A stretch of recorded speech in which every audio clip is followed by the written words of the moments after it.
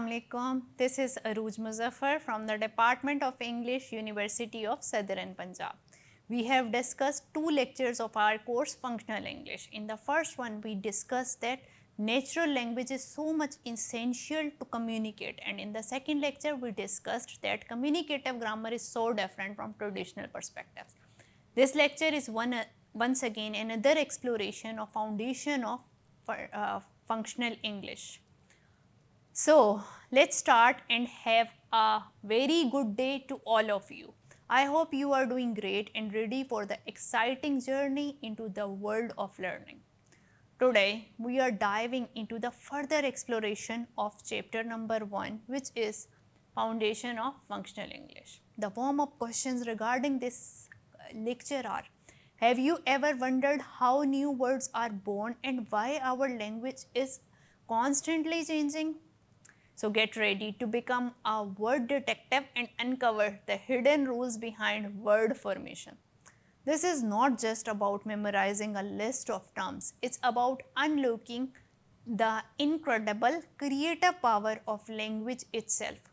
We will explore how simple parts like prefixes and suffixes can transform meanings, which is the phenomena of affixation, how two words can unite to create a whole new one, which is the concept of compounding, and even how words are shortened or reversed, engineered into new forms, clipping, back formation. Understanding these processes will not only expand your vocabulary but also give you the ultimate tool to decipher and create language like never before.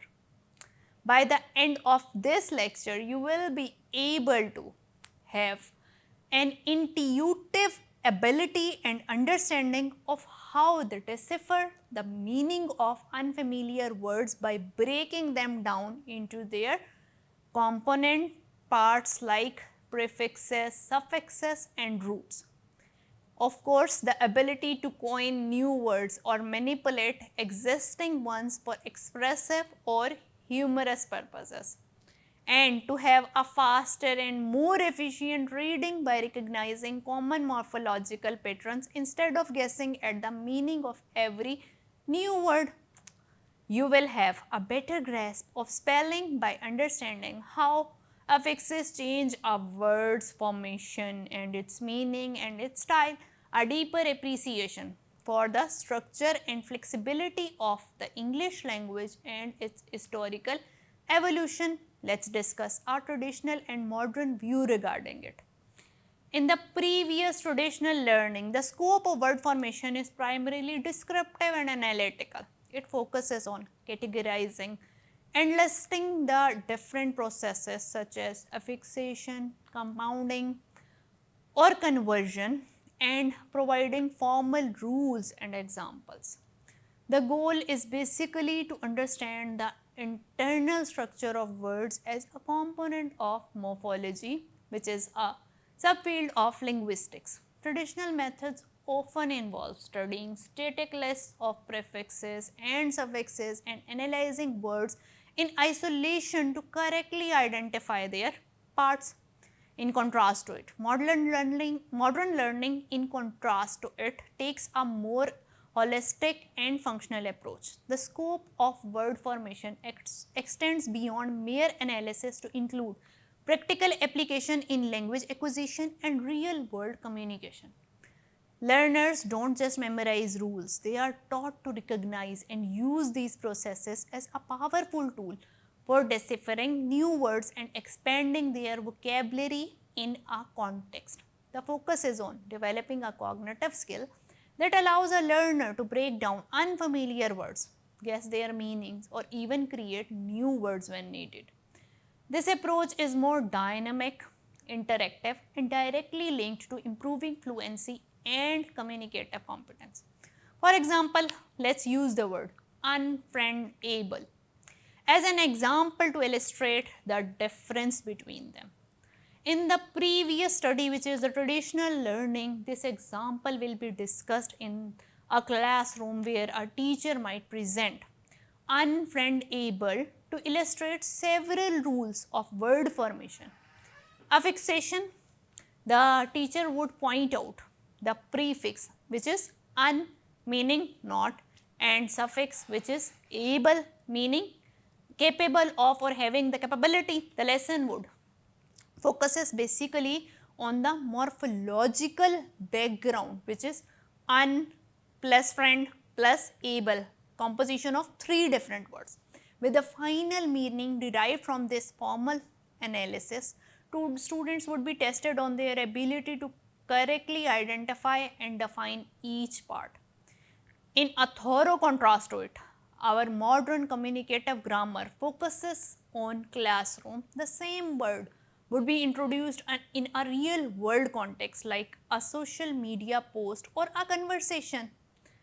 For example, into a context, a teacher might show a sentence like, I am so annoyed with John, he is completely unfriendable. The deciphering meaning, the teacher would encourage students to use their existing knowledge to figure out the meaning of this new word. Students might already know what un and able mean from other words, and they certainly know what a friend is. They would then deduce the meaning that unfriendable is someone who is not capable of being friended. Affixation. Affixation is the process of adding prefixes or suffixes to a base word to change its meaning or grammatical function. A prefix is a morpheme added to the beginning of a word like un in the word unhappy, re in the word rewrite. A suffix is a morpheme added to the end such as ness in the word kindness, or ed which can be applied in the word walked, tired. This process is one of the most productive ways English creates new words. Compounding. Compounding involves combining two or more existing words to form a new one. Single word with a new meaning. The new word can be written as a single word closed form of the same word in which the two separate words open form of that are in a hyphen form. For example, sunflower. There are two different words which is one is sun and the other is flower. They are combined together to form a new word. In the same way, there is another word living room in which two different words living and room are applied together. But in contrast to it, there is no hyphen used. There can be some words like mother-in-law, sister-in-law in which there is a dash or a hyphen is used. The meaning of the new word is often but not always related to the meaning of the individual words. Clipping. Well, clipping is a process where a word is shortened without changing its meaning. This is often done for the ease and for the use in informal language. The clipped form is usually the same part of speech as the original word. Common examples to it include phone from telephone and ad from advertisement and lab from laboratory. This process shows how language adapts to become more efficient. The other topic is back formation. Back formation is a creation of a new word, typically a word by removing an imagined affix from an existing word. It's essentially the reverse of affixation. Let's discuss example to it. The verb edit was formed by removing the suffix or from the noun editor. Similarly, donate was formed from donation and televise was formed from television. This process highlights the dynamic and sometimes counterintuitive nature of language evolution. So, this chapter was basically about how our language can transform and how our words can be formed to make new words in the phenomena of clipping. We used that certain words in our casual or informal conversation can be telegraphed or they can be shortened to make language understandable. In compounding, we discussed that how two different words can be combined together to make new words. Prefix is of course a concept in which some words that we are familiar with like un, in, they are attached to an existing word to make it more understandable. Suffix is of course the word which is attached at the end of the sentence, like we discussed the example of unfriend able, in which a prefix and a suffix both were attached to it. Able was of course the suffix. There can be many other examples as well, like kindness, shortness, even the form of verbs in which ed form is used, like shortened or telegraphed. These are the suffix that are compounded to a word to make it more applicable and to make a new word. Basically, this chapter focuses on communicative approach, that how words can be added in the form of a prefix or a suffix. And an interesting fact to it is that sometimes we can remove a prefix or a suffix and we can form a new word that can be very interesting. And the interesting point over here is that sometimes dictionary accepts these words that have been created in fun in the classroom, in some gathering of students, or especially in this era of social media when students or friends create some words in a humorous way, but they are adopted and they are nationalized and internationalized on the patterns of language by adding them into dictionary. This was all about how communicative approach makes you understand and gives you a lot of margin of creativity to make your language and your flexibility of using that language and to make you more confident in speaking that language.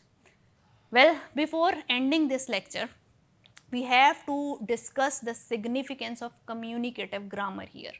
Communicative grammar is the grammar which basically focuses on the learner's perspective. It is centered on that approach that learner basically speaks from surroundings, and there can never be a set of rules or there can never be a described pattern on which a learner can understand. Rather, because language is a flexible phenomena which is related to culture, so the learner is encouraged and appreciated for making new sentences and new words. And this approach, which is of course very modern in its composition, is the approach that leads towards understanding of the grammar, culture and sentences, and is friendly to be used.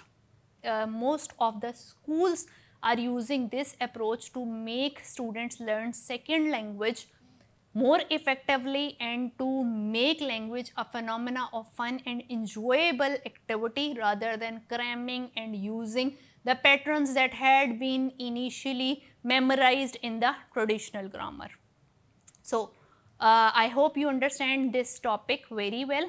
Before closing it, let's discuss that our further exploration of this topic is going to be more interesting because we are going to discuss further its applicability in our daily life. We can have multiple activities in your classroom in which you may be asked to create a word by using your personal experience of using the suffix or prefix, or by removing some prefix or suffix, in which you are given liberty and license to make and to create new words. And this activity is obviously going to be very much fun oriented, and I hope you are going to have a lot of fun while learning this subject. Thank you very much. If you have any question, you can ask me in the prescribed channel. Thank you.